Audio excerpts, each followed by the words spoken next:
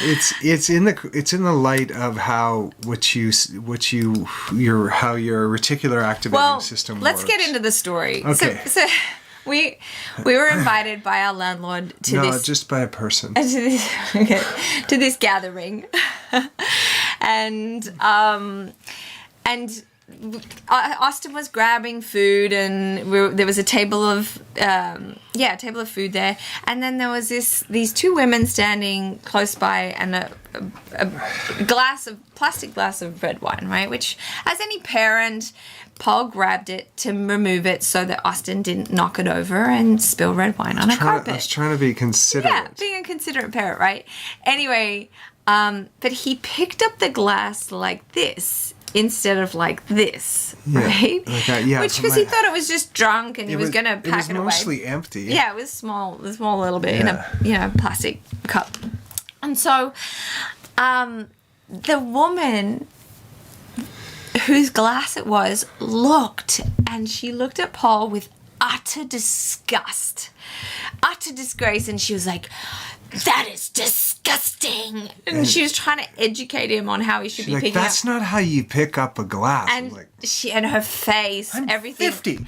She didn't say I'm 50, but that's what I said. Like, don't tell me how to pick up a glass. She was more like 67. She should know how to behave. But here's the thing, and I was standing back watching all of this, trying not to like lose it, because Paul's face was just in utter shock, because this woman was a demographic of women that genuinely love and adore Paul. She probably watches Homeland. Anyway, she was right there, but it wasn't just that. Paul is not used to anyone being anything but totally lovely with him. Yeah. And I have a resting nice guy face. I have resting safe face. And so he is so shocked by this. And then anyway, he's like, "Come on, Austin, let's get out of here." No, there's more. I was like, "Would you like me to get you another glass?" And the way she said, "Yes, get me another glass," it was like a demand. So I went to get her another glass of wine, and instead of being generous and adding a little more for her, I gave her the exact little skerrig that was in the one before. The one that I went like this to. Which is so funny, because this is so Paul's always water rolls off him like a water off a duck's back. Roll off him. But then he's like, "Austin, let's get out of this room. It's yucky here." She was engaged in conversation. It's yucky here. I was like, "Let's move this area. There's no air. It's kind of yucky." And I was indirectly talking about the lady's vibe. Or directly. And I'm just trying not to die laughing, because I'm watching it all go down, and I'm seeing all the factors and all the personalities of it. But the biggest thing for me is I know Paul so well, and he's just so unused to anyone being anything but really kind. Now, he's a kind guy. He's a good guy, and he makes everyone feel seen and loved. So, of course. But this is perfect, and why we wanted to share this story is because Paul's view of the world is that everyone loves him, and the world is beautiful, and the world is his oyster, and he's ready to go. Now, I know he's unique, because a lot of people have a different filter, shall we say, of life. Sure. And I'll tell you a bit more about what that filter is. But Paul has this amazing life. And now, it doesn't mean because he had some super easy life, or he worked hard on farms, teachers didn't like him at school. There was all sorts of things that could have had him view the world differently. But he was also at that pivotal age, I think here at 19, he got picked. Right? And he probably had a hand in creating this because of his outlook on life. But he got picked for a big international modeling agency, and they sent him off, and then he's had success, right? And so his view of the world is based around what's happened to him in his past, right? And so his past has been very loving and kind. So he instead of being a dick, so some people get a lot, but they're kind of dickish about it. And then they get people that are rubbed against it and like ew, that person's gross. But Paul's just like, oh, the world loves me and I love the world, you know. So he's what actually he's doing, which is mainly being kind of subconscious to Paul, and let me get into the logistics of that, is he has a reticular activated system. We all do. And that is, I'll call it RAS for short. And our RAS is actually filtering how we see the world. Yeah, like if you are buy a new car and you think it's special, it's like a red Toyota Corolla. Well, hang on, you can't say a red. You got to say like a pink Ferrari or something crazy, right? Well, it doesn't matter. All you will see once you buy your car is red Camaros. Or did I say Corolla? Corollas. It's like the thing you're looking for, you see. And so before that, you wouldn't have seen a single. Yeah, if you're like, I want an olive green, there's like, you know, something unique. If you're like, I want to be special and I want to see, I've never seen one of these. This car's going to make me feel special. It's going to make me special. And then you go out into the highway and you see 3 of them and you're like, what is happening? Like, I've never seen one in my life. I'm about to buy one and now I see 3. I thought I was special. And that's your reticular activated system. It's because your subconscious processes 11 million bits of data per second. But your conscious, your filter, your RAS, can only process 50. So 50 against 11 million is a big gap, right? Yeah. And so Paul's filter is the world loves me. The world is my oyster. The world's ready to give me. But most people's filter is like, people hate me. I'm the awkward one. Like whatever. All men are crap. Yeah. There's not like money doesn't grow on trees. It's sort of all the things that you were like bred, like that your environment bred into you, like money doesn't grow on trees. Everyone heard that at some point, you know.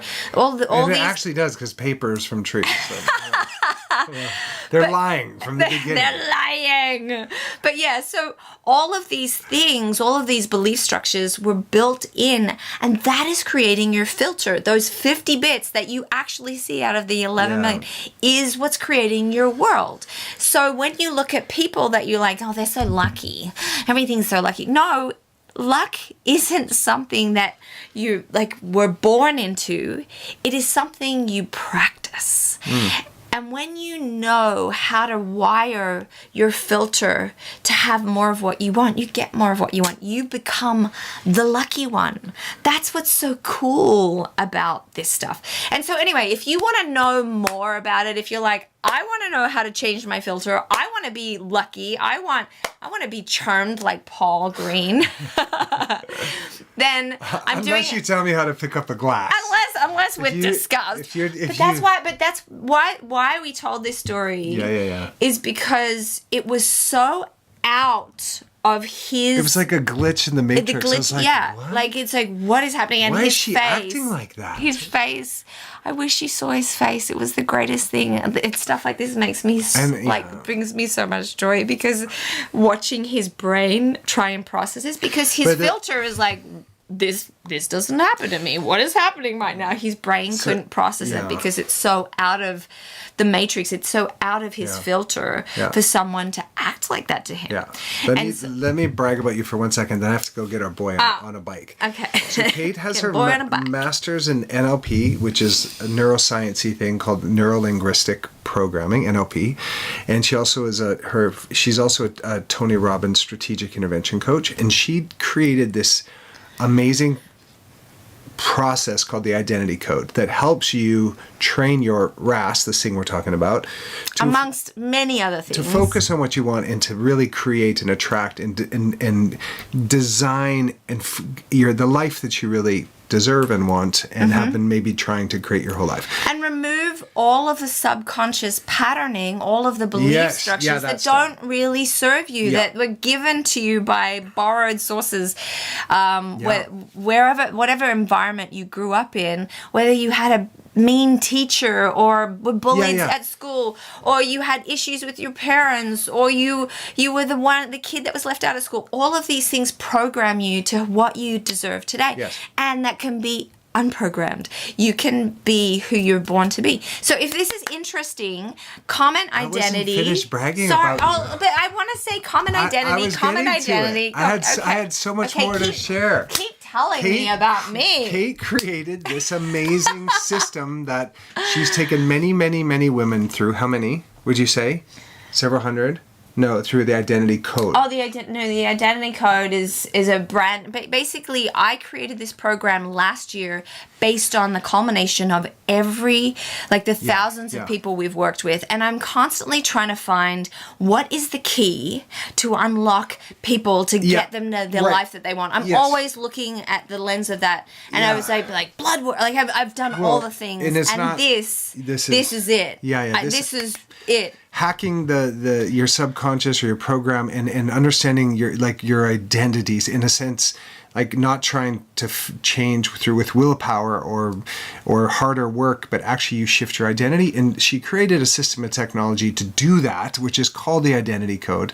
So if you comment identity on any of these platforms, you will get a link to join. She has a masterclass tomorrow, right? Yeah, it's 11 a.m. Pacific. What date is that? 2 p.m. 11, 12, 1, 2. Yeah, 2 p.m. Eastern, and Workout Mountains and all that, all that sort of stuff. Tomorrow, May 28th, 11 Pacific, and then she will be walking you through a short, a free masterclass and giving you some really amazing things you can take with you to start unpacking your identity and this phenomenal thing so you can train your filter, your RAS, your reticular activating system, not just to see more of what you want, but how to actually create your life with that. Yeah, right? Because if your filter is filtering for all the things you want rather than the things that you don't want, right? Guess what you get more of? Yes. The things you want. Most people focus on what they don't want, and they actually weirdly get more of that. Yeah, which is not fun. And this world is so magical and incredible to create from, because you're creating from the future, not just trying to fix the past or overcome your past. You actually are really creating something dynamic and unique. That's the most you've probably ever been. Yeah. And that's that you were born to be.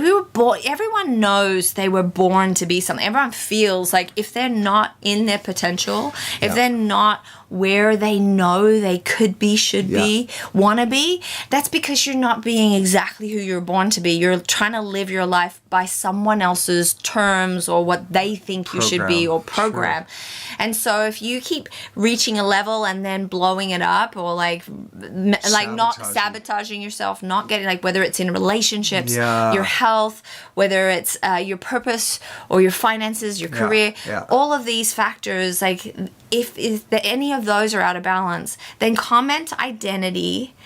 And even so, by the way, if you can't I know I'm doing it during work hours. Why am I doing that?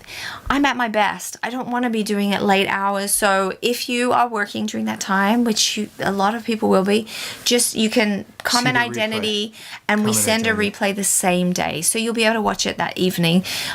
So you'll get it all. You just want to get to ask me questions. But you can email me questions. It's like, fine. We'll give you all the things. And if the identity doesn't work, go to freedom-alchemist.com and there will be a pop-up there that'll give you a thing. And you have to register for this one.